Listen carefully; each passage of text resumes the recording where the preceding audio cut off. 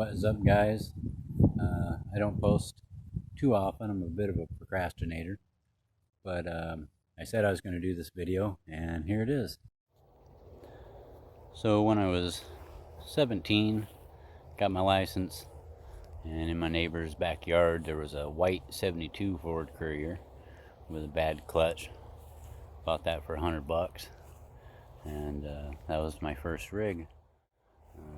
Being a 17-year-old, I thought I was gonna paint it, and I sanded it down, gouged the hell out of it, and primered it gray, and that was about as far as that ever went. Got sold, and I moved on to other projects. Kind of a throwback to my first car, and pretty happy with it.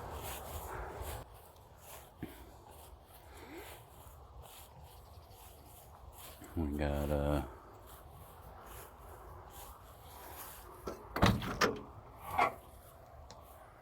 seat reupholstered by Papa Rasta Upholstery in Tacoma. That seat was a bare frame and springs, and he did an awesome job on it.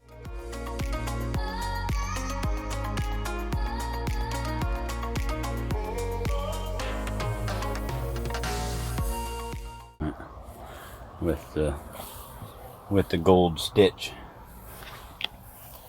Grant wheel, billet adapter, carpet kit from Rock Auto with the mass backing.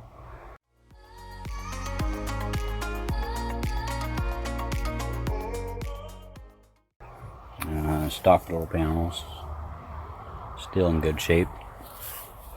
And then I got my shark gauges. It's coming from Dolphin gauges. Just these are the Shark series. Super happy with these. Pretty nice. Come with all the sending units and speedo cable and all that. Wired in my LEDs here for my ECU and high beam. Changed out the blinkers to a LED. I got pictures of all that process.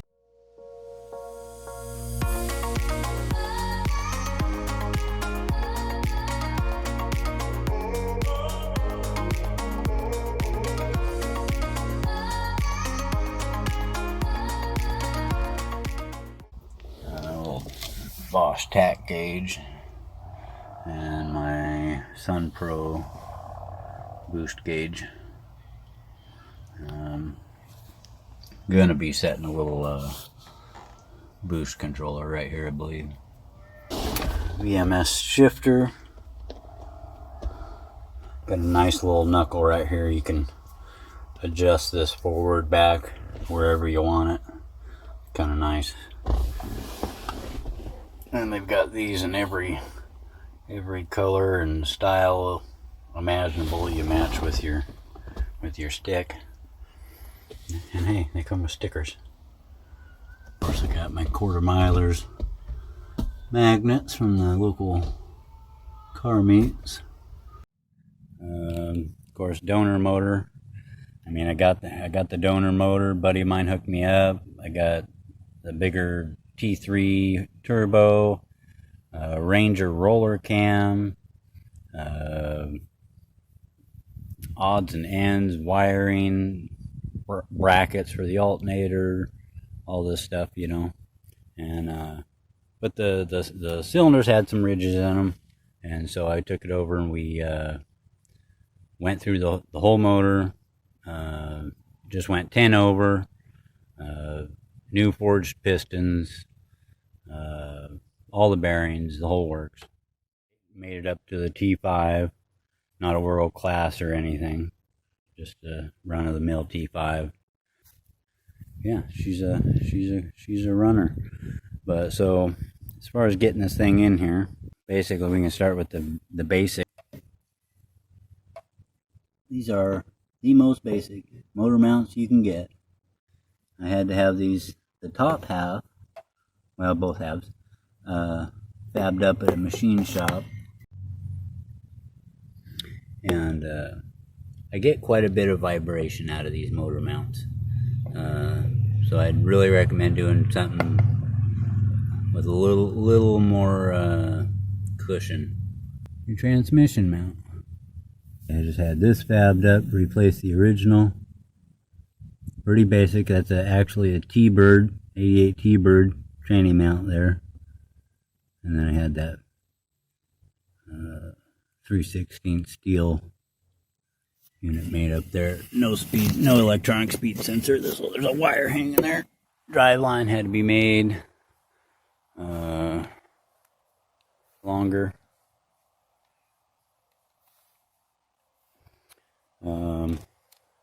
Aluminum radiator. I ordered off of eBay.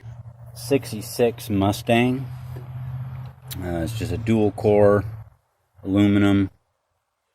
It extended, if you're working on a Courier, you know, it extended down past. I had to cut a little girder out of there, and it actually hangs a little bit past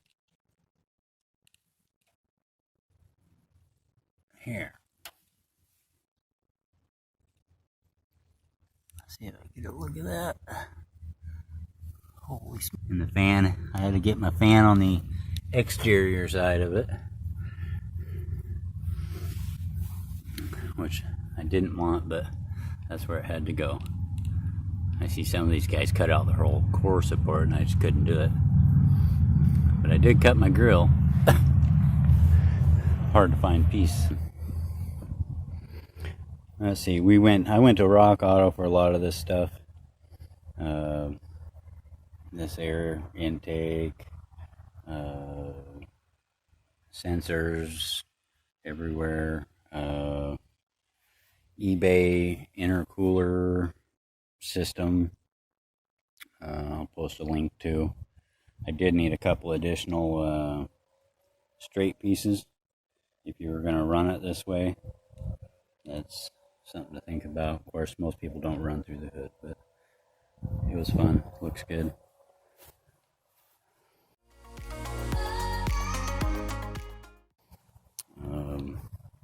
Fuel pressure regulator. Now, I did use a used fuel pump from a F-150, high pressure for fuel injection. There's that bugger. And we did all the NA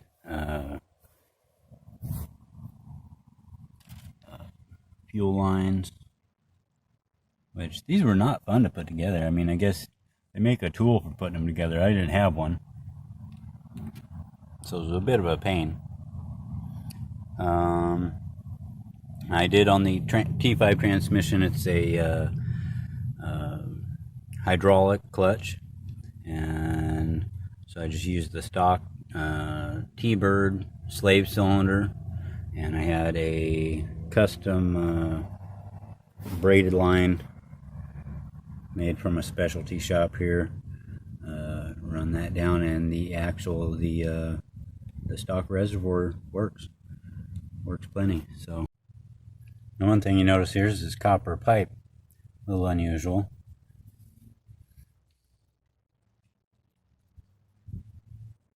Just a little something different.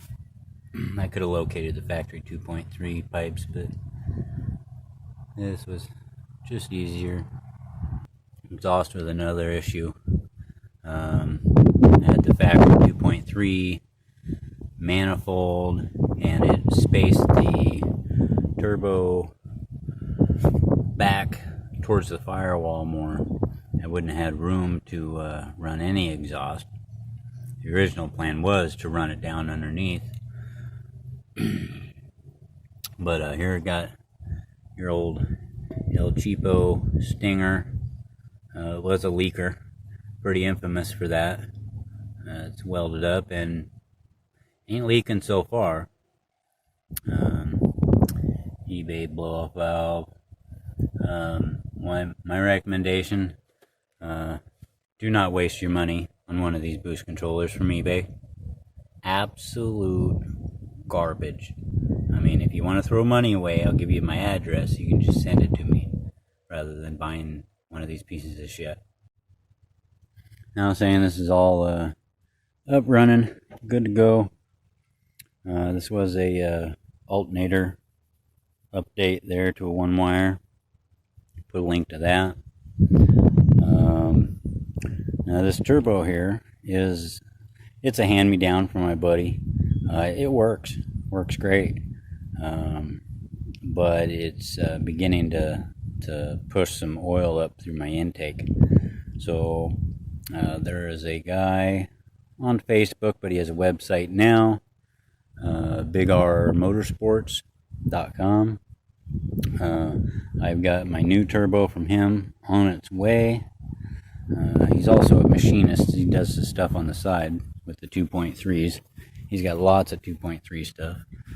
He also custom made this. You can run the stock back plastic timing belt cover, and then there's a different timing mark you can get for it, or you can cut down the plastic timing cover and use the front on there and use the stock timing marks.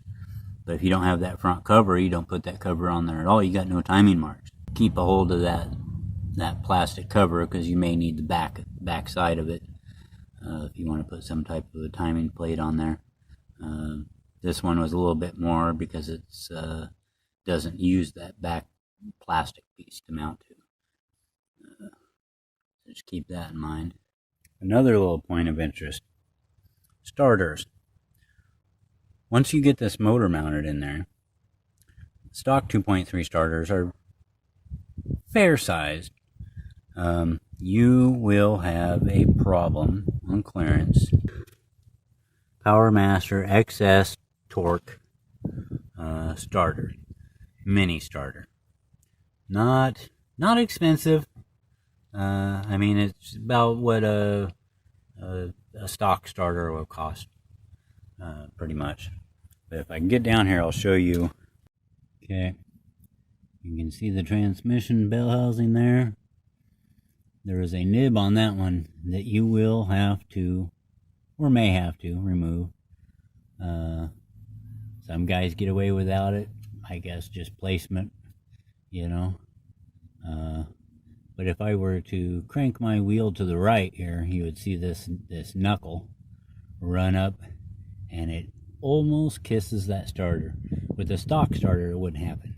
You would be nailing your starter with this knuckle right here. And so when you're setting your motor mounts and all that, keep that in mind before you weld anything up. Now, one of the other big hurdles on this was wiring. All the EFI stuff, all the ECU stuff. I'm not a wiring guy. So I had a donor wiring harness that supposedly you can strip down and utilize or whatever, but I'm not a wiring guy. So I went to Ron Francis and I ordered the wiring kit.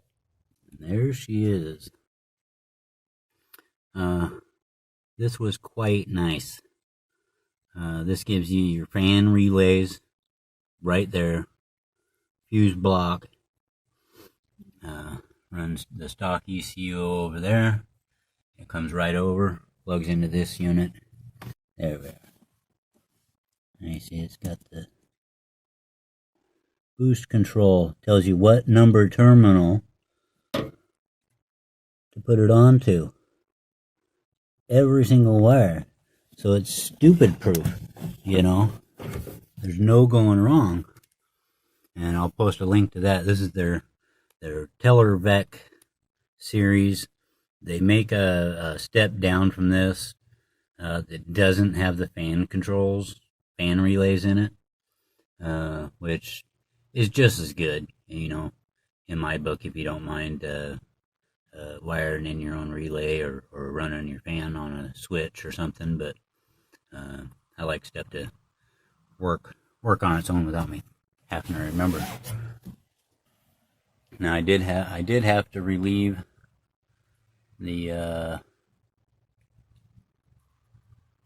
trans tunnel had to be relieved just a little bit. Some guys get away without it. All depends where you put your motor mounts.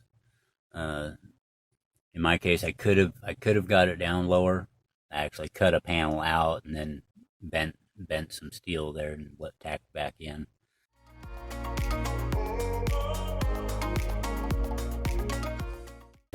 The infamous Courier speaker dash problem. That's another project. Don't do this. Don't cut out your dash. Go to Retro Sound. Get yourself a retrofit stereo. Gives you the digital, the Bluetooth, the aux in, all that in a retro looking. I did have to relocate my battery. Relocated the battery to the back here. And this is just an old ammo crate found at a garage sale. Matched the truck, so. Now the bed lining, that was a gaff. DuPont Rhino lining kit. And I'll tell you what, this was a bad batch. I poured it all in there, and it was too late. It was all chunky, and there was no turning back. So it is what it is. It holds up. And hey, who doesn't like a nice set of aluminum sluts? Now these Couriers 72 to 76, you're going to run into reverse thread lugs on the driver's side. They thought the rotation was going to spin the lug nuts off. Turned out that was a overthought. I had to swap these out when I put these wheels on there, and I had to have my local Les Schwab order me a set of lugs for a Toyota pickup. So my next plans are get that new turbo installed. I'm looking at some different boost controllers. I want something digital I can adjust from inside the cab. I'm going to do something on this where I remove the old side molding. It was coming up on all on the ends and whatnot. Not sure what I'm going to do there. I'm thinking some kind of a retro World War II bomber style artwork on here somewhere. I don't know. You can let me know what you think in the comments. What would you do?